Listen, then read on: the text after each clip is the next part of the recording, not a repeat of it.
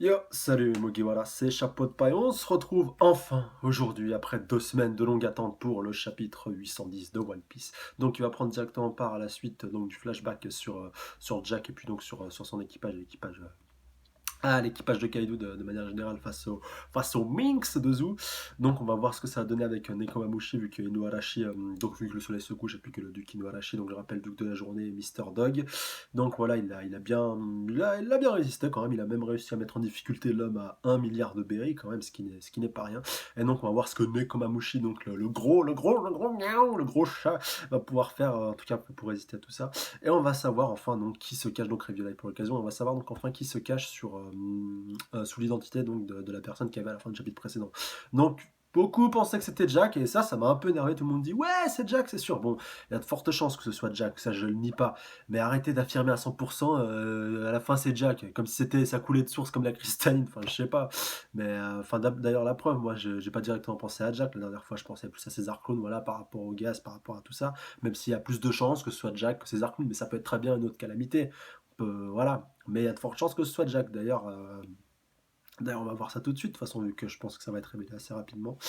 Donc, on va voir ça tout de suite. Alors, Jack Sama. Bon, bah voilà, ça t'apprendra à te fermer ta gueule. Non, mais voilà, plus sérieusement, même moi, quand je suis pratiquement sûr à 100% d'un truc, je dis voilà, à 90% et tout. Alors arrêtez d'affirmer ouais, c'est ça, et puis toi, comme toi, tu le sais pas, enfin, m'apprendre un truc que je sais pas.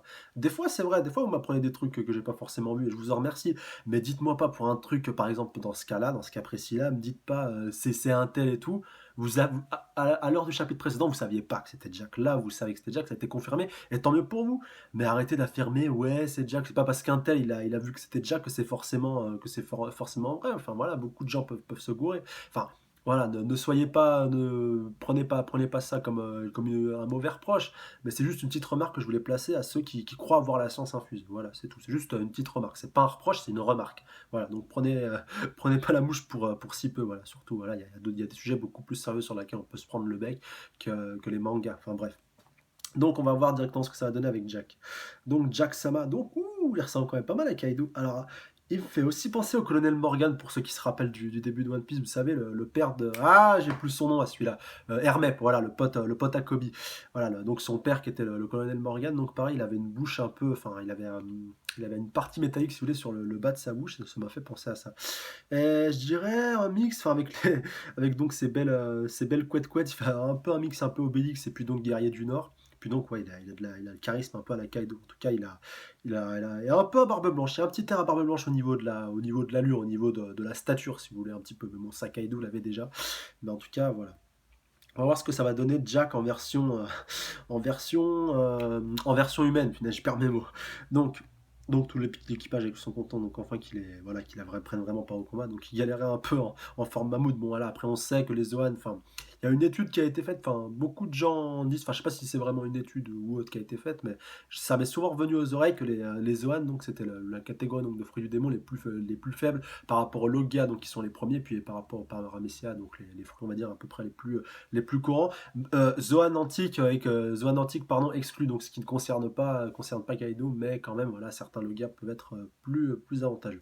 Même si les Zoan antiques, attention, c'est quand même du très très lourd. Donc alors, un barbare se tient face à eux, Jack dit la sécheresse. Ah oui, Jack la sécheresse, c'est vrai. J'avais oublié que c'était son surnom.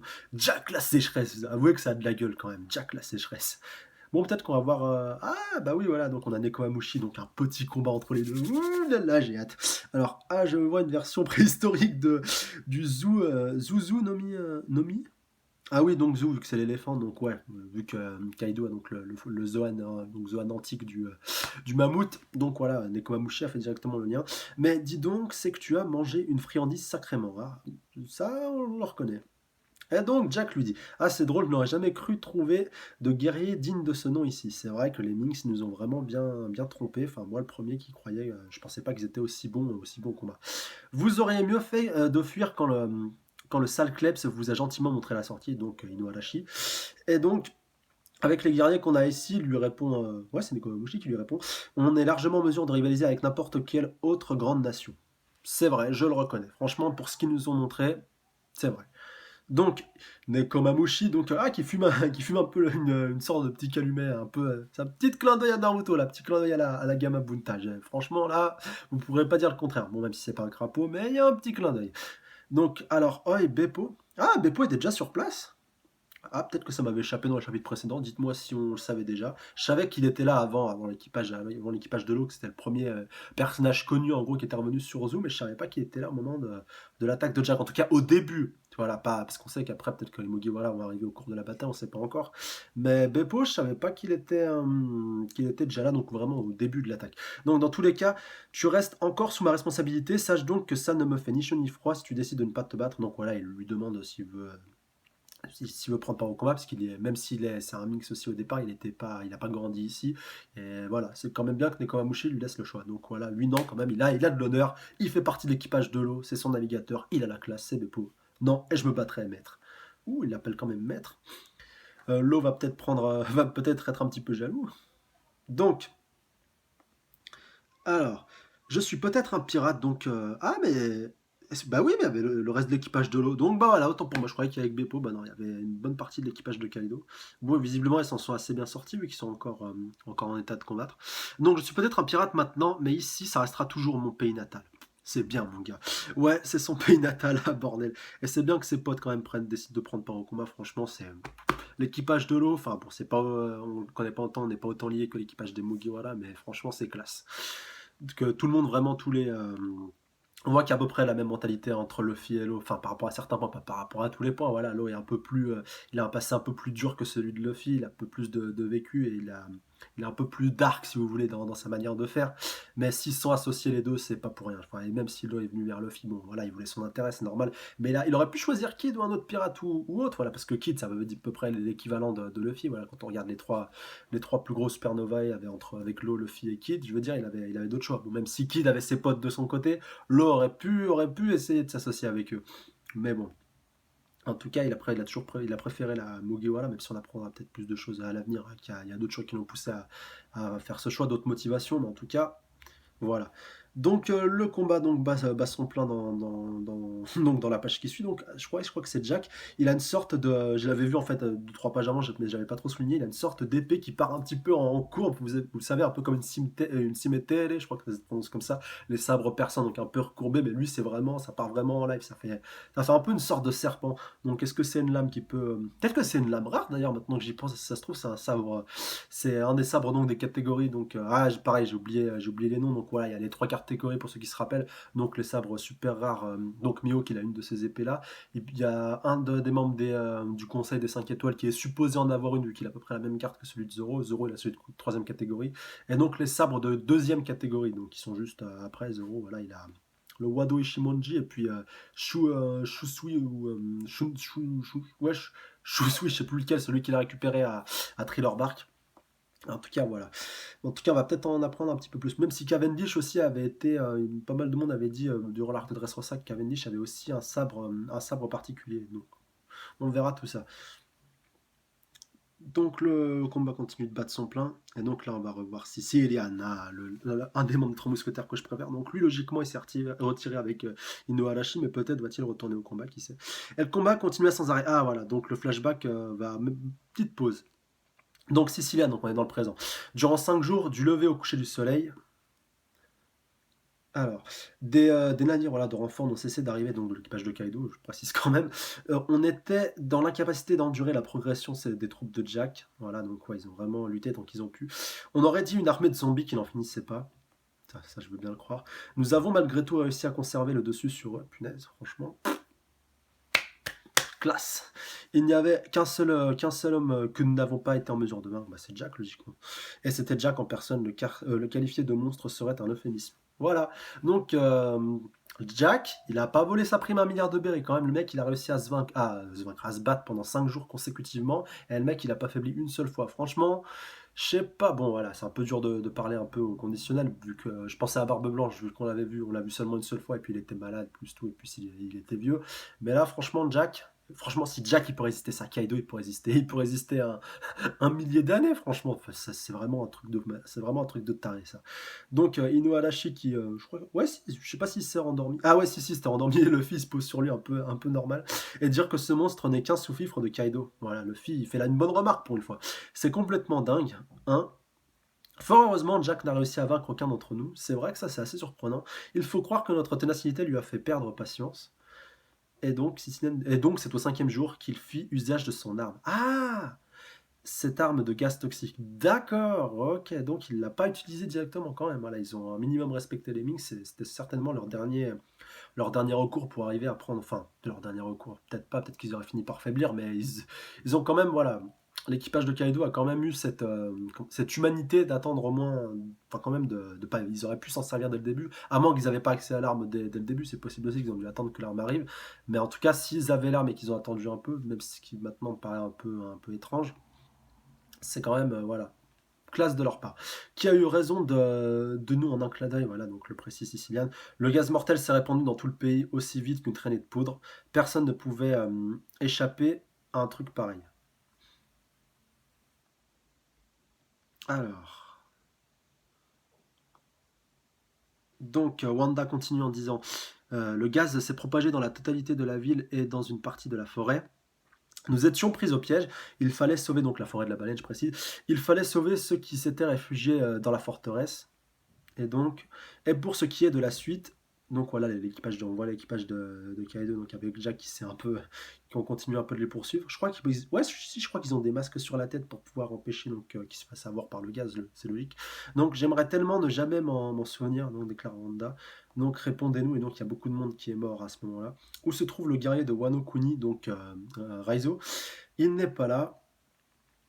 Et donc, voilà, on voit un petit peu la désolation et le dépit qui se répand un peu dans le camp des Minks. Et donc, on voit donc Wanda qui est en train de tomber en pleurs et Nami est là pour la réconforter.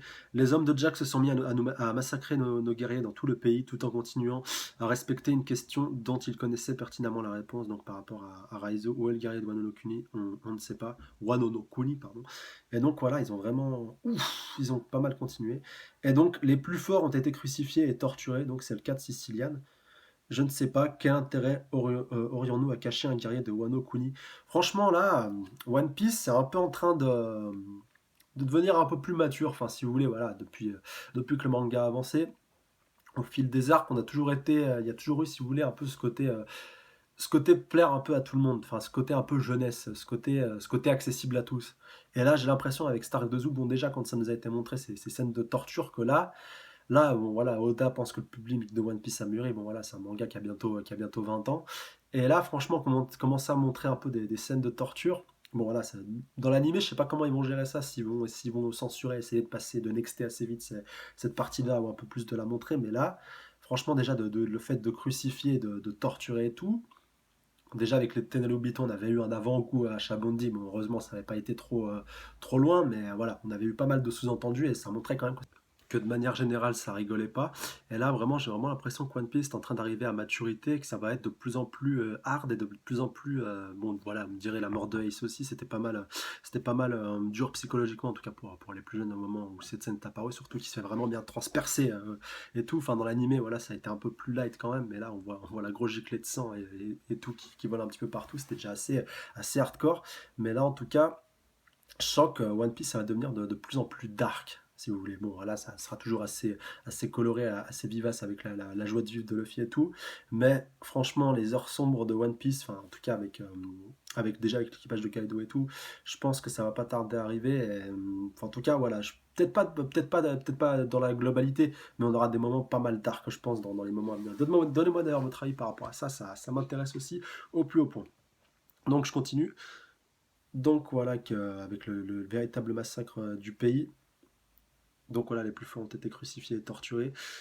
Donc voilà, je sais pas, on voit qu'ils continuent un peu de les interroger. Quel intérêt aurions-nous à cacher un guerrier de Wano no Kuni?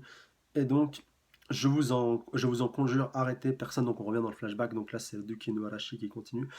Donc il parle, je vous en conjure, arrêtez, personne dans ce pays ne détient l'information que vous recherchez. Franchement, ça vous satisfait vraiment de massacrer autant de gens en vain, vous êtes vraiment impitoyable. J'allais faire une vanne, mais je vais pas la faire. Donc, Jack, même dans l'au-delà, je n'oublierai jamais ta face, sois-en certain, donc déclare Nekomamushi. La malédiction du chat te poursuivra jusqu'à la tombe. Alors, si quelqu'un connaît cette fameuse malédiction, qui me le dise. Ouh là là là là, voilà. Quand je vous dis que c'est en train de devenir un peu gore, non, ce spectacle sanguinaire s'est poursuivi durant presque une journée entière. Donc là, on voit Jack littéralement en train de trancher dans le vif. Bon, on voit pas la personne qui tranche, mais il y a vraiment du sang qui vole vraiment partout. Et je peux comprendre qu'après ça, les Minx, franchement, tiraient une drôle de gueule quand ils ont vu j'allais dire des shinobi, quand ils voyaient donc des nouveaux pirates donc débarquer à Zoo.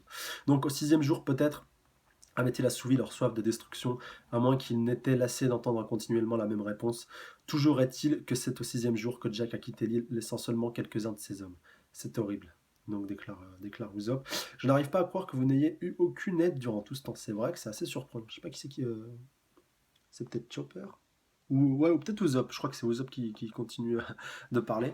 Mais c'est vrai qu'il il a totalement raison par rapport à ça, que personne ne se soit douté de rien, que personne n'ait rien vu. Enfin, je sais pas, les bateaux qui passaient un peu au large et tout. Bon, après, peut-être que certains ne voulaient pas être ne voulaient pas être mêlés à ça, mais même par rapport à la marine et tout, qui voient qu'il y a une sorte de flot de bateaux continuellement en train d'aller en direction de Zoo, qu'ils ne se soient pas rendu compte de ça, quand même, c'est assez surprenant.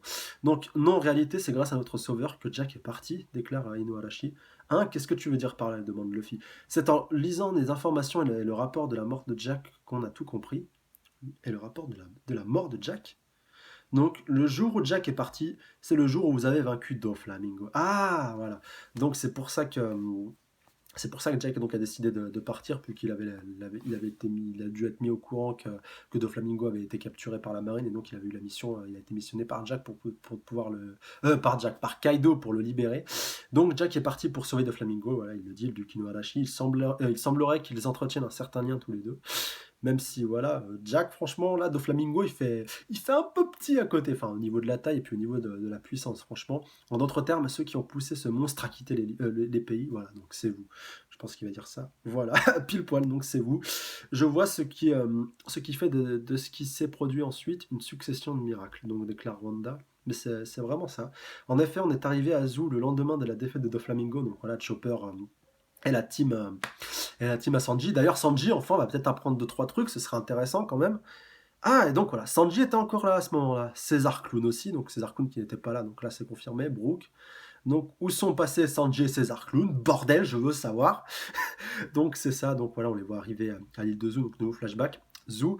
Donc, César Clown déclare: je vous préviens, je ne veux pas mettre pied à terre. Ne me dites pas qu'il est resté, qu'ils l'ont laissé à bord du. Ah, bande. Alors, attendez, avant que je continue, j'ai une petite théorie là. Vous vous rappelez que le Merry, il était au bord, il était au bord de Zoo, donc ils n'ont pas pu le monter. Et là, comme César Clown ne veut pas se rendre sur l'île de Zoo, je suis sûr que Sanji est resté à bord est resté à bord du Sunny pour garder notre ami punaise, je perds son nom, pour garder notre ami César Clown, voilà, pour le protéger, pour pas que leurs précieux otages puissent s'enfuir, et qu'il s'est passé quelque chose, donc même eux ne savent pas, donc même Nami et compagnie ne savent pas, et donc que les deux ont été capturés, et certainement par la même personne. Je pense peut-être le gouvernement mondial, ou peut-être Jax, je sais pas encore, on verra. Mais en tout cas, je pense que c'est ce qui s'est passé. N'hésitez pas à me dire dans les commentaires si, si vous en êtes au même point que moi. D'ailleurs, lien dans la description, encore une fois, je précise. Donc, ah, bande d'enflures, emmenez-nous là-bas et emmène-nous là-bas et tais-toi. Vous me le paierez en fleurs. Donc voilà, finalement, ils se sont servis du gaz de César Clown pour monter. Donc encore une fois, assez surprenant. Bon voilà, bah, ma théorie qui est tuée dans l'œuf. Je suis déçu, franchement. Je pensais qu'il y avait moyen que ça se fasse.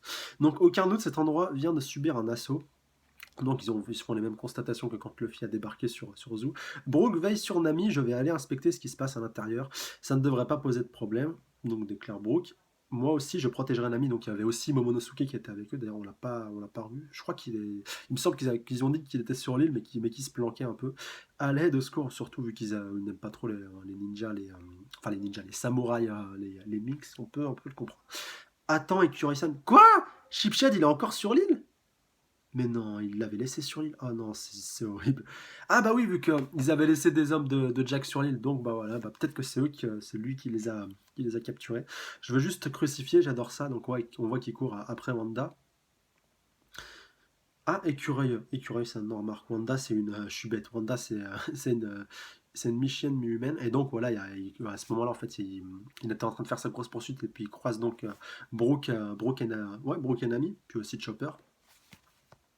Donc, Nami quoi, je rêve où cette fille a parlé. Donc voilà, elle parle donc de Miss Écureuil. Voyons voir ce qui se passe. Ce type est clairement le mauvais ici. La fille est donc une victime. Donc voilà, elle a pas mal identifié assez vite la situation. Bon, on sait que Nami est un des cerveaux les plus éveillés de l'univers de One Piece. Donc Brook, apprend-leur les bonnes manières. C'est comme si c'était fait. Donc Brook va visiblement se charger de Shipshed. Donc Soul parade. Il est en train de les a littéralement trancher dans le vif. Ace, ouais, Ace Barn. Waouh. Signifie patinoire en allemand. J'avoue que j'ai pas fait d'énormément d'allemand, donc là, moi et mon accent, ça doit être assez horrible. Donc, waouh, le sol est gelé. Donc, qui a gelé le sol? Allons-nous-en d'ici, c'était génial. Bonnet, Bonekichi, donc surnom que donne Momonosuke donc à Brook. Donc Nami remercie Brook. Quoi, le squelette et l'anguille parle, c'est flippant. Donc là, c'est la Miss Security qui est en train de penser à ça. Donc Nami lui demande donc attends-nous, dis-nous ce qui se passe ici. Et donc je crois que sur cette île, il y a du gaz partout ici. Waouh. Donc tous ces corps, ce sont tous des animaux. Abrutis, ce sont des minx. T'en as jamais entendu parler, donc là, elle doit être visiblement avec eux. Allons nous réfugier dans la forêt, sinon on sera contaminé par le gaz donc, de César Clown. Donc le gaz est encore présent sur l'île de Zou. Et donc, vous m'entendez? Donc Sanji était avec César Clown à ce moment-là. Donc vous n'êtes pas des leurs. Quoi, je rêve où cet animal parle. Donc là, c'est Chopper qui fait cette réflexion, donc c'est assez surprenant. Dixit, l'animal qui parle. Donc lui répond César Clown. Apparemment, il respire encore. Donc là, il y a des Minx qui sont présents au sol. Donc je crois que c'est Sicilian. Ah bah non, voilà, je m'appelle Pedro, donc il lui ressemble un petit peu. C'est un peu une chien, voilà, un chien mi-homme, mi-chien, donc un mix chien. Donc je m'appelle Pedro. Je vous en prie, aidez-nous, je vous en conjure, soignez le duc Inuarashi et le duc, le maître donc Nekomamushi, donc les deux ducs, sinon ils vont mourir. Donc les deux ont été crucifiés. Donc le monde les attend de toutes les personnes ici. Ces deux-là ne doivent en aucun cas mourir. Donc on voit que les deux ont été crucifiés, ont pas mal douillé. Et je crois même que le pauvre Nekomamushi a perdu un bras dans l'affaire. Donc en aucun cas donc il ne doit mourir. Donc l'empreinte sanguinaire qui a laissé la griffe de la sécheresse sur son passage. Donc la sécheresse de Jack, la sécheresse, voilà, vous avez compris le petit lien qu'il y avait entre les deux. Et donc, le chapitre se termine là-dessus, donc je vais un peu plus peaufiner ma théorie que je vous ai développée un petit peu en cours de review, par rapport à, donc je pensais vraiment que César Clown allait rester sur l'île, mais bon, voilà, c'est vrai que ça aurait été prendre une prise de risque inutile. Et là, vu que Shipshed et quelques hommes de Kaido sont encore présents sur l'île, donc on ne sait pas s'il y avait d'autres membres d'autres calamités de Kaido. Après, peut-être qu'ils étaient possibles, mais qu'ils sont planqués, ou peut-être qu'ils sont arrivés depuis. Donc voilà, pendant 5 jours, il y a pu avoir du monde qui soit planté sur l'île. J'entends là donc des deux calamités ou des gros bonnets, si vous voulez, des gros bonnets de l'équipage de Kaido. Et donc c'est possible que ce soit une de ces deux calamités qui est capturé directement Sanji ainsi que César Clown. J'en perds un peu mon latin. En tout cas, j'ai hâte de voir ce que ça va donner dans la suite, dans le prochain chapitre déjà. Donc n'hésitez pas à me donner vos avis dans les commentaires. Qu'est-ce que vous pensez que s'est passé donc pour Sanji et pour Sanji et César Clown? Déjà, est-ce qu'ils ont été capturés par la même personne et emmenés au même endroit? Si tel est le cas, est-ce que c'est Shipshed, est-ce que c'est un homme de Kaido, ou est-ce que c'est une autre personne qui est intervenue? Même si voilà, là la piste Jack est clairement prédominante. Enfin, la piste Jack, la piste équipage de Kaido est plus que certaine. Mais voilà. J'en reviens un petit peu à ce que je disais en début de review, je ne vais pas affirmer ça à 100%. Bon voilà, au chapitre précédent, il y avait beaucoup de chances que ce soit Jack. C'était un peu plus probable que ici, mais voilà. En tout cas, dites-moi votre avis par rapport à ça.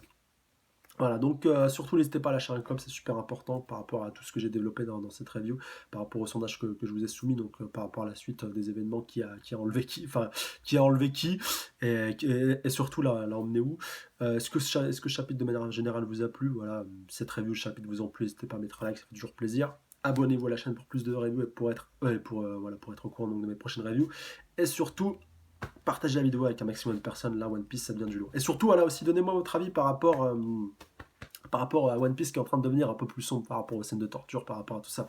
Laissez-moi votre avis dans les commentaires. Voilà, passez une bonne fin de semaine, prenez soin de vous. Salut à tous. Sayonara.